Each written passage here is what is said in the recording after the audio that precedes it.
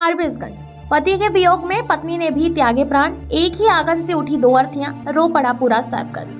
कहते हैं कि 7 जन्मों का साथ केवल कहने की बात नहीं होती है, कुछ लोग इसे सच कर दिखाते हैं। ऐसा ही एक हृदय विदारक और झकझोर देने वाला मामला फारबिसगंज प्रखंड के साहिबगंज पंचायत से सामने आया है, जहां पति की मौत का सदमा पत्नी बर्दाश्त नहीं कर सकी और उसने भी अपने प्राण त्याग दिए। एक ही दिन एक ही आंगन से उठी पति पत्नी की अर्थियों ने पूरे इलाके को गमगीन कर दिया। प्राप्त जानकारी के अनुसार साहिबगंज पंचायत के वर्तमान सरपंच रामानंद पासवान के पुत्र मनोज पासवान पिछले कुछ समय से गंभीर बीमारी से ग्रसित थे। परिजनों द्वारा उनका बेहतर इलाज करवाया जा रहा था, लेकिन नियति को कुछ और ही मंजूर था। बीमारी से लड़ते हुए मनोज पासवान जिंदगी की जंग हार गए और उनका निधन हो गया। पति की मौत की खबर सुनते ही पत्नी ने तोड़ा था। मनोज पासवान की मृत्यु की खबर जैसे ही उनकी पत्नी को मिली, उन पर दुखों का पहाड़ टूट पड़ा।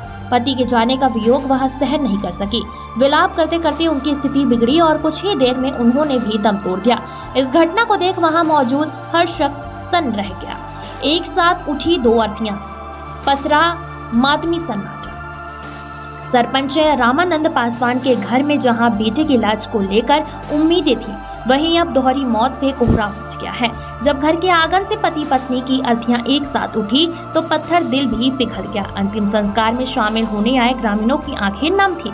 फिलहाल साहिबगंज गांव में मातमी सन्नाटा बरसा हुआ है। हर जुबान पर बस इसी दंपति के प्रेम और इस दुखद अंत की चर्चा है।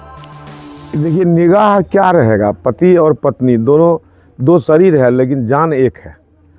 उसके खो जाने के बाद इसका आत्मा जो है इसके पक्ष में रह नहीं पाया, जिसके चलते रोते रोते जो है इसका समझ लीजिए कि प्राण निछावर कर दिया पति के पीछे।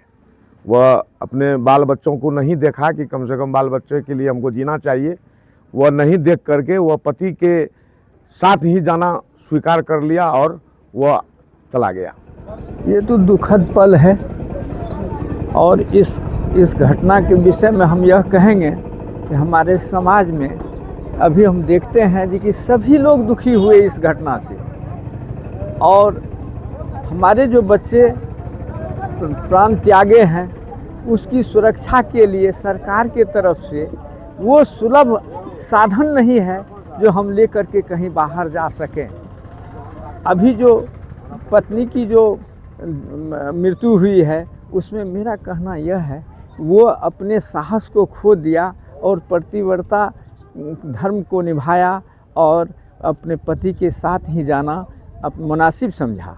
उन्होंने 4 बच्चे को छोड़ करके यहाँ से गया है, जो रोते रोते बहुत गंभीर परिस्थिति में हैं।